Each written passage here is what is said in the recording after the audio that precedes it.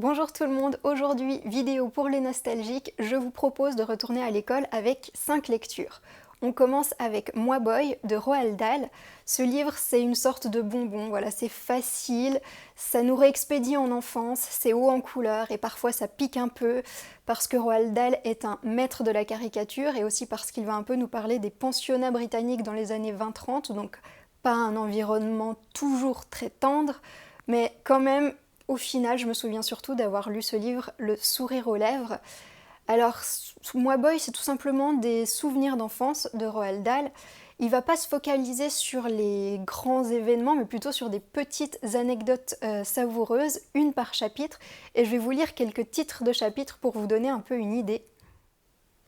Alors, il y a La bicyclette et la confiserie, Le grand complot de la souris, Une visite chez le médecin, Le petit hélice et son furoncle, Le tabac de chèvre.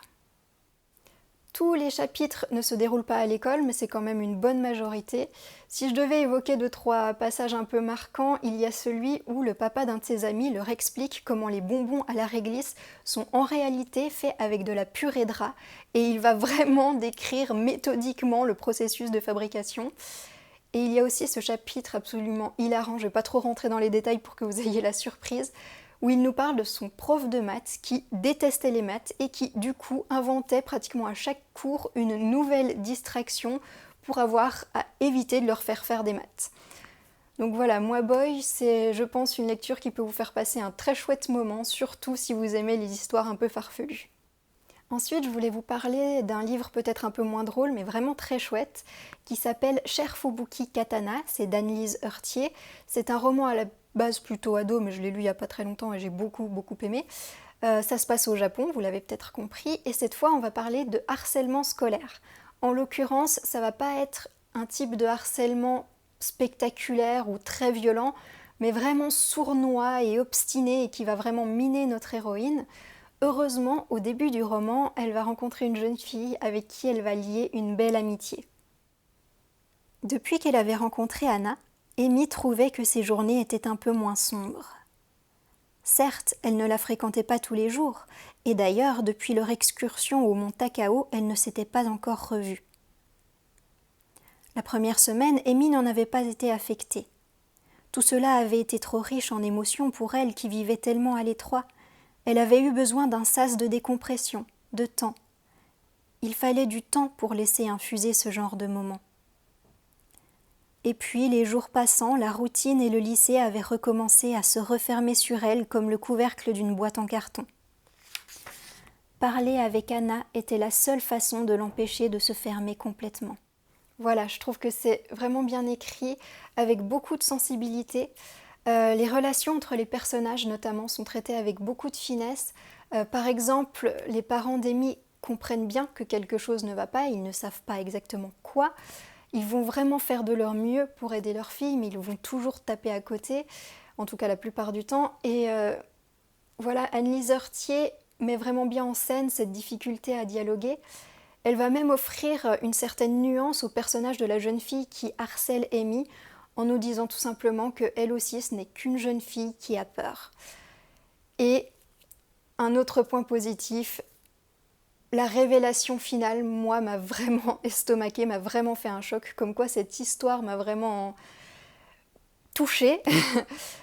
Évidemment, je vous en dirai pas plus, j'aimerais pouvoir expliquer 2-3 trucs, mais vous allez deviner la fin, donc je vais m'arrêter là. Si je devais trouver un petit défaut à ce roman, c'est que j'ai l'impression qu'Anne-Lise Heurtier a voulu caser un maximum de références à la culture japonaise, à tel point que ça fait un peu forcé par moments. Après, c'est peut-être pas inintéressant pour des ados qui commenceraient à s'intéresser à ce pays, ça permet de glaner un peu des informations. Par contre, elle évoque 2 aspects de la société japonaise terribles mais passionnants et qui vont vraiment rejoindre les grandes thématiques du roman de la solitude et du harcèlement. Je ne vais pas vous en dire plus encore une fois, mais voilà, en refermant ce livre, je me suis dit mais qu'est-ce que ça fait plaisir de voir qu'il y a des romans jeunesse de cette qualité. On va encore parler de souffrance à l'école, mais avec une plume particulièrement pétillante, celle de Daniel Pénac dans son Chagrin d'école. Dans ce livre, l'écrivain va nous parler de son passé de cancre Et à travers ses souvenirs en tant qu'élève, puis en tant que professeur, il va réfléchir sur l'apprentissage, sur l'enseignement.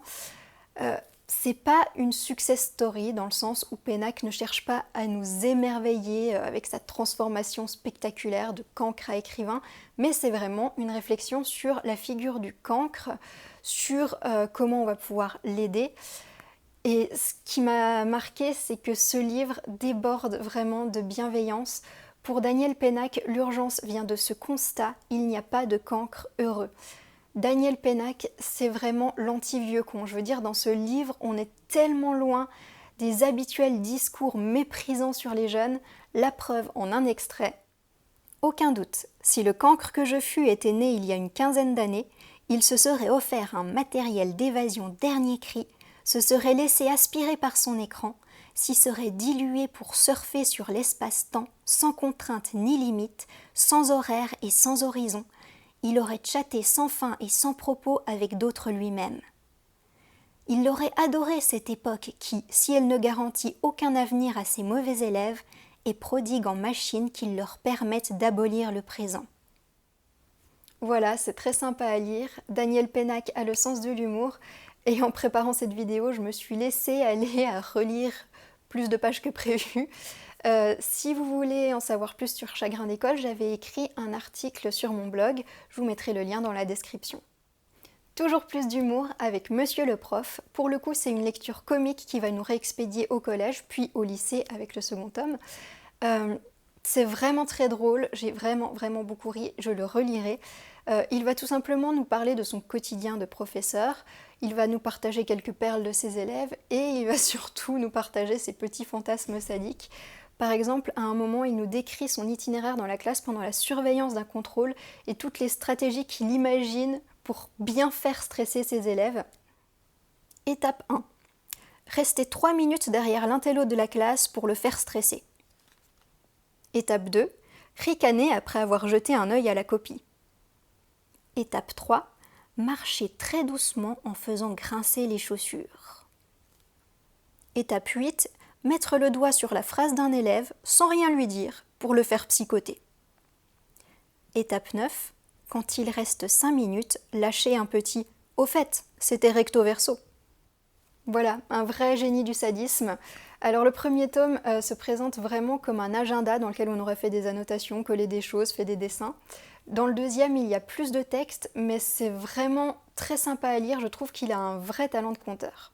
Enfin, je ne pouvais pas ne pas terminer cette vidéo sans évoquer Spy Family. Spy Family, je vous en ai déjà parlé dans ma dernière vidéo best-of et peut-être celle de l'année d'avant parce que ça commence à faire beaucoup de tomes. Spy Family, ça parle effectivement de l'école puisque la mission de notre espion, ça va être d'infiltrer une école très sélecte.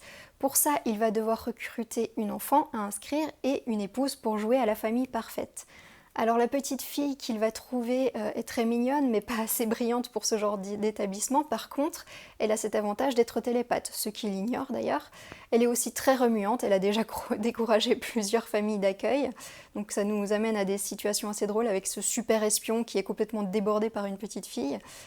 Pour la maman, Yor, c'est une jeune femme qui a l'air un peu timide, un peu empruntée et qui derrière sa couverture d'employée de mairie est en réalité une terrible tueuse à gages. Je vous rassure tout de suite, elle va être très gentille avec Anya, elle va vraiment tout faire pour être une bonne maman de substitution.